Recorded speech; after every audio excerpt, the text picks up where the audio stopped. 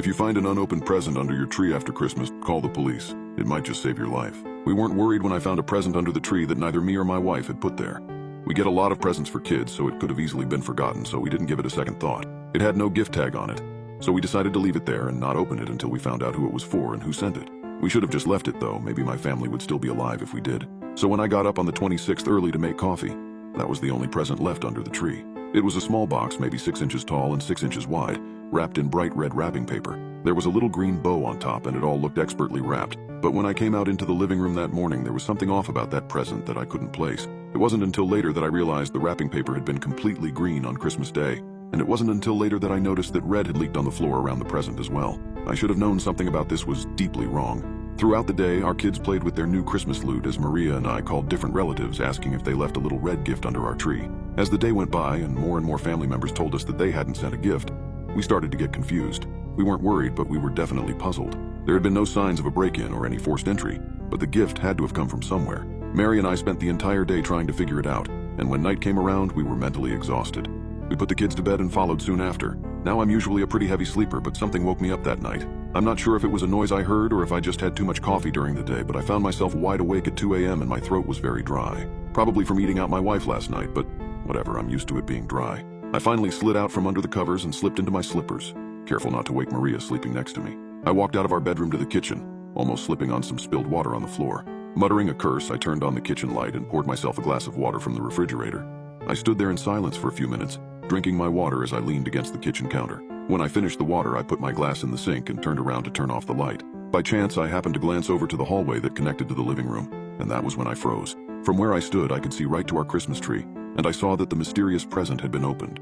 And what I had almost slipped on, what I had first thought was spilled water, was revealed to be a trail of bright red blood leading from the open present towards the bedrooms. My body was frozen in shock for a few minutes, but I quickly snapped out of it. I grabbed the biggest kitchen knife we had and I crept over to the hallway, careful not to make a sound. My heart was racing as I followed the trail of crimson back towards the bedrooms, and my blood froze when I realized that it was leading me into the boys' room. I stood outside the bedroom doorway for a moment, trying to build up my courage for whatever waited for me in the darkness.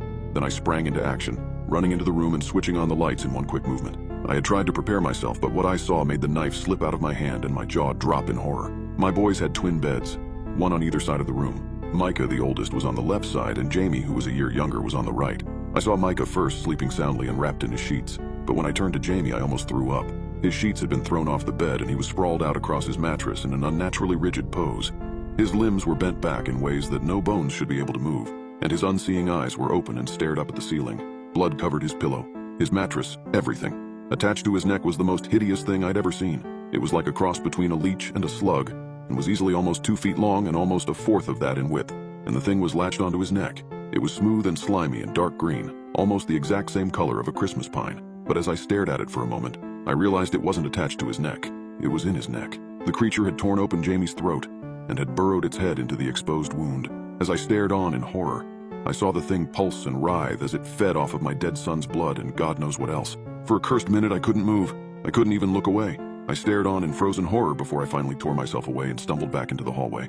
I knew Jamie was dead without having to check, and I knew that I had to call the police, but I think I was going into shock, because all I could think of in the moment was to stagger into the living room to inspect the present. It was then that I saw that the box was logged through with blood, and the top of the box had been ripped off by the creature that was held inside. There was something in there that I couldn't make out, which the police later identified as a dismembered hand, most likely put there to feed the creature once the box had been sealed. Yet when I bent down to inspect the box, I saw a small scrap of white paper that was perfectly unstained by the blood. I picked it up with shaky hands, and I was barely able to make out the words written on it in impeccable cursive.